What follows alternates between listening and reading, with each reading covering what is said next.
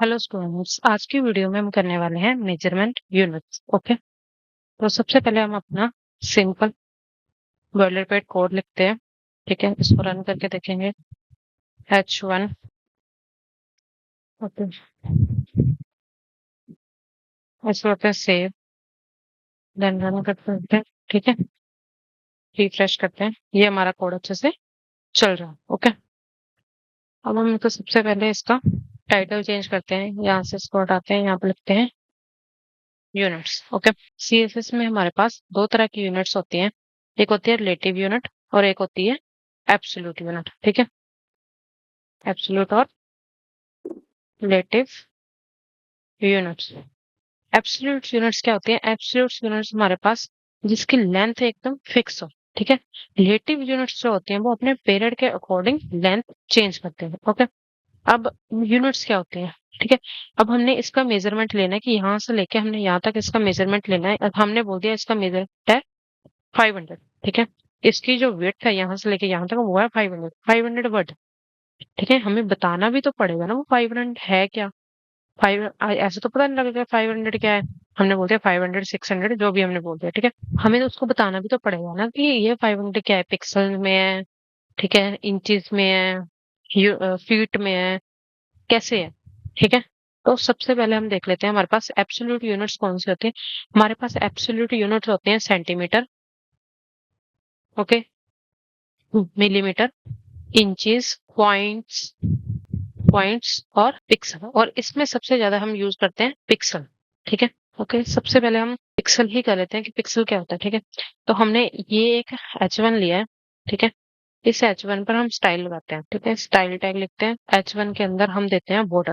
ठीक है, बॉर्डर हम जब इसको देंगे, बॉर्डर हमने लिख दिया सिंपल। ठीक है, नहीं तो टू लिख दिया हमने, सिंपल टू सॉलिड रेड। ठीक है, अब पिक्सल्स क्या होते हैं? जब भी हम कोई भी इमेज लगाते हैं उसके अंदर पिक्सल बनते हैं ना, तो छोटे छोटे जो पिक्सल होते हैं उनको बोलते हैं हम। ठीक है, जो छोटे छोटे से बॉक्स बन के नहीं आते किसी भी इमेज में, जो छोटे छोटे अगर हम उसको जूम करेंगे ना, ठीक है, तो वो हमारी इमेजेस पिक्सल में फट जाती है। ठीक है, उसको बोलते हैं पिक्सल। ठीक है, हमारे पास बॉर्डर नहीं है। हमारे पास बॉर्डर क्यों नहीं है? क्योंकि हमने उसको बताया ही नहीं टू क्या। ठीक है, टू पिक्सल का बॉर्डर आ जाना चाहिए। ठीक है, ये आ गया हमारे पास 2 पिक्सल का। तो आजकल की वेबसाइट्स में यूज करते हैं, वो करते हैं हम रिलेटिव यूनिट्स का यूज। ठीक है, रिलेटिव यूनिट्स का यूज हम क्यों करते हैं कि आजकल हम बनाते हैं रिस्पॉन्सिव वेबसाइट। ठीक है, जब हम रिस्पॉन्सिव वेबसाइट बनाते हैं तो हम करते हैं रिलेटिव यूनिट का यूज। ओके, हमारे पास रिलेटिव यूनिट कौन कौन सी होती है? EM, REM, viewport height और viewport width, VW। Okay, अब हम इनको लगा के देखते हैं कि ये यूनिट्स क्या होती हैं। ओके, ये तो हमने कर दिया। अब ये है हमारी, ये होती है जो हमें ये दिख रहा है।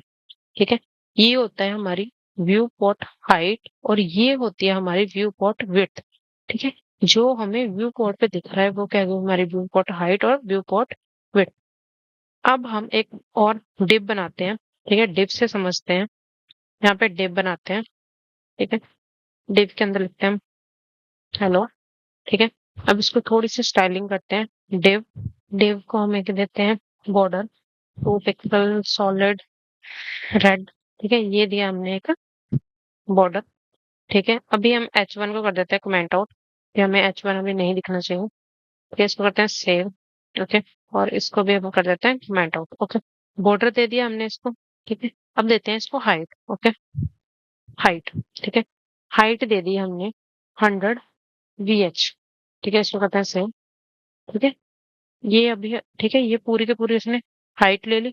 ये इसलिए हो रहा है क्योंकि अभी हमने यूनिवर्सल सिलेक्टर का यूज नहीं किया। अगर हम यहाँ पे यूनिवर्सल सिलेक्टर का यूज करते हैं, ठीक है, मार्जिन 0, पैडिंग 0। ओके, इसको करते हैं सेव। ठीक है, ये इसने पूरी की पूरी इसकी हाइट और विड्थ जैसे इसको बड़ा करेंगे, ठीक है, उसके अकॉर्डिंग ले रहा है। अब देखते हैं हम इसको, इस पे एक बार हम कर देते हैं बैकग्राउंड कलर। बैकग्राउंड कलर कर देते हैं एक्वा। इसको करते हैं सेव। ठीक है, अब देखो, ठीक है, इसमें कुछ टेक्स्ट भी लिख देते हैं। यहाँ पे लिख देते हैं लॉरम और रंडोर। ठीक है, अब ये देखो, अब हम जैसे इसको इंस्पेक्ट करेंगे ना, रिस्पॉन्सिव क्या होती है कि वो एडजस्ट करना पड़ता है इसको। ठीक है, जिस हिसाब से हमारी उसकी हाइट चेंज होगी, तो आई पैड में देखेंगे तो ऐसा दिखेगा। ठीक है, वो बेशक हमारा टैक्स बाहर जा रहा है क्योंकि हमने अभी टैक्स को कोई भी प्रॉपर्टी नहीं दी है। ठीक है, बट इतना दिख रहा है। ठीक है, वो व्यू पोर्ट के अकॉर्डिंग ही ले रहा है। बेशक हमने उसको VH दी है, ठीक है, हमने हाइट क्या दी है, व्यू पोर्ट हाइट, हाइट दी है उसको, ठीक है, जितनी हमने उसको हाइट दी उतनी ही वो हाइट ले रहा है, उससे ज्यादा नहीं ले रहा। व्यू पोर्ट मतलब कि जो हमें एरिया दिख रहा है, ठीक है, उसके अकॉर्डिंगली वो ले रहा है। अब जैसे हम बताएं, ठीक है, अभी हमें इतना एरिया दिख रहा है तो हमें इतने ही एरिया में वो कलर शो हो रहा है, ठीक है। ओके, अगर मैं यहाँ पे कर दूं, अगर मैं यहाँ पे कर दूं 100 पिक्सल, ठीक है, सेव करेंगे। अब देखो 100 पिक्सल मतलब है यहाँ तक ही शो होगी बस, ठीक है। अगर हमें इस एरिया में, कि जितना एरिया में दिख रहा है हमें उतने एरिया में कलर चाहिए, ठीक है, तो उसके लिए हम क्या यूज करते हैं, व्यू पोर्ट हाइट, जितना हमें दिख रहा है उतना ही हमें उसको देना है, ठीक है। तो ऐसे ही हम कर सकते हैं व्यू पोर्ट विड्थ। ओके, अब नेक्स्ट देखते हैं, इसको यहाँ से कट करते हैं। ओके, इसको भी वहां से कट कर लेते हैं। अब डिव के अंदर हमने लिखा H1, ठीक है, इसको देते हैं हम। अब इस H1 को क्या करते हैं हम, इस H1 को देते हैं हम एक बॉर्डर, सॉरी, इस H1 को देते हैं हम एक border, 2 pixel solid black colour का बॉर्डर देते हैं इसको, ठीक है।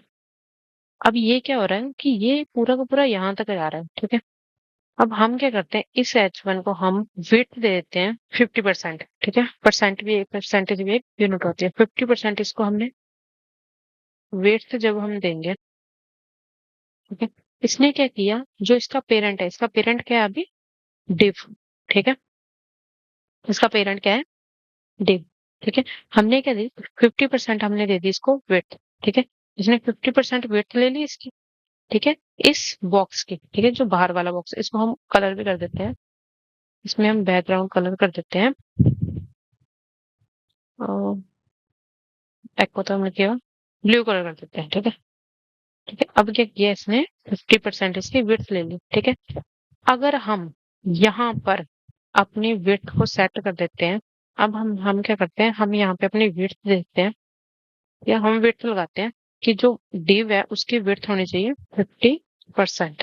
अब इसको सेव करते हैं। अब क्या हो रहा है ये, ठीक है, इसने क्या किया, जो इसकी पेरेंट की विड्थ है, सबसे पहले किसकी विड्थ आएगी, डिव की। डिव का पेरेंट कौन है, बॉडी, वो बॉडी से 50% अपनी विड्थ लेके फिर जो H1 है अंदर, वो क्या करेगा, वो ये जो डिव बना ना हमारा, उसकी 50% वेट लेगा, ठीक है। नेक्स्ट हम देखते हैं, लास्ट जो हमारे पास रिलेटिव यूनिट्स रह गए हैं, EM REM, ठीक है।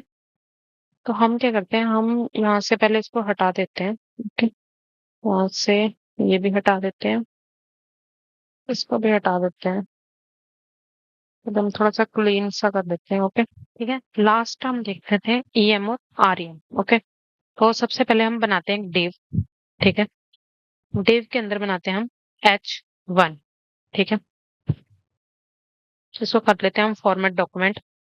ओके, H1 के अंदर लिखते हैं हम हेलो देयर, इसको करते हैं सेव। ओके, अब हम क्या करते हैं, H1 को देते हैं, H1 को बॉर्डर देते हैं 2 pixel solid red, red, okay, इसको करते हैं सेव, हमारे पास बॉर्डर आ गया, ठीक है। अब हम क्या करते हैं, इसको देते हैं हम फॉन्ट साइज। ओके, जब जैसे हम इसको फॉन्ट साइज देंगे, ठीक है, हमारे पास हमने दे दिया 3REM, EM कर 3EM, ठीक है, इसको करेंगे सेव, ठीक है। अब हम जाके इंस्पेक्ट पे देखते हैं कि हमारा फॉन्ट साइज क्या आ रहा है। इंस्पेक्ट पे जाएंगे, ठीक है, कंप्यूट पे जाते हैं, हमारा इसका फॉन्ट साइज आ रहा है 48 पिक्सल, ठीक है। 48 पिक्सल क्यों आ रहा है, ठीक है, 48 पिक्सल, ठीक है, जो हमारा कॉमनली जो हमारा फॉन्ट साइज होता है वो क्या चलता है हमारा 16 पिक्सल, ठीक है, जो नॉर्मली हमें ब्राउजर देता है, ठीक है। 16/3 करेंगे, जब हम 16 को 3 से मल्टीप्लाई करेंगे तो वो आ जाएगा 48 पिक्सल, ठीक है।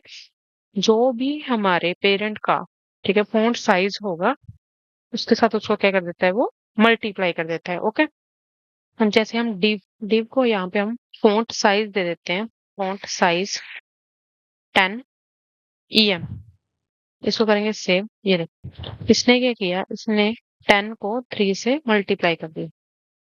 अब हम इंस्पेक्ट करके अपना फॉन्ट साइज देखते हैं, ठीक है, इसका साइज क्या हो गया हमारे पास 480 पिक्सल। अब ये 480 पिक्सल कैसे हुआ, अगर हम कैलकुलेटर निकालें, ठीक है, हमने क्या दिया, हमने दिया 10, ठीक है, उसके पेरेंट को, ठीक है, 10 इंटू हम करते हैं 3, 30 हो गया, ठीक है। 30 को अब हम मल्टीप्लाई करेंगे 16 से। अब इसको 16 से तो ये कितना आ गया 480 पिक्सल, ठीक है। समझ में आया ईएम कैसे काम करता है? ठीक है, वैसे ही अगर हम इसको यूनिट दे देंगे आर ईएम, ठीक है, तो कहते हैं सेव। अब इसकी इंस्पेक्ट करके, ठीक है, इसका फॉन्ट साइज देखते हैं। तो इसका फॉन्ट साइज है हमारे पास, ठीक है, 48 पिक्सल, ठीक है।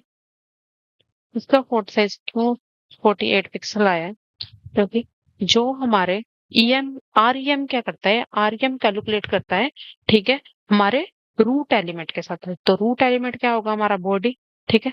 जो बॉडी के पास, ठीक है, जो बॉडी के पास फॉन्ट साइज होगा उसके साथ इसको क्या कर देगा, मल्टीप्लाई कर देगा। चाहे हमारे पेरेंट एलिमेंट के पास जो भी फॉन्ट साइज हो वो उसको कंसीडर नहीं करता है, वो क्या करता है डायरेक्ट रूट एलिमेंट के साथ वो कर देता है, डायरेक्ट रूट एलिमेंट के साथ मल्टीप्लाई कर देता है। ओके, ठीक है, ये डिफरेंस होता है हमारा आरईएम और ईएम के अंदर, ठीक है।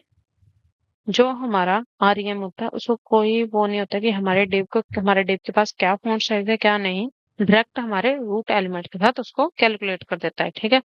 और जो हमारा ईएम होता है, ठीक है, वो सबसे पहले देखता है कि हमारे पेरेंट के पास क्या है, ठीक है, वो सबसे पहले देखते हैं कि हमारे पेरेंट के पास क्या फॉन्ट साइज है। देन उसके बाद वो ओवरऑल बॉडी पे क्या होता है, यूनिवर्सल के जो भी होती है उसका फॉन्ट साइज होगा 16 पिक्सल, उसके साथ उसको कैलकुलेट कर देगा, ठीक है। बाकी देखेंगे हम नेक्स्ट वीडियो में।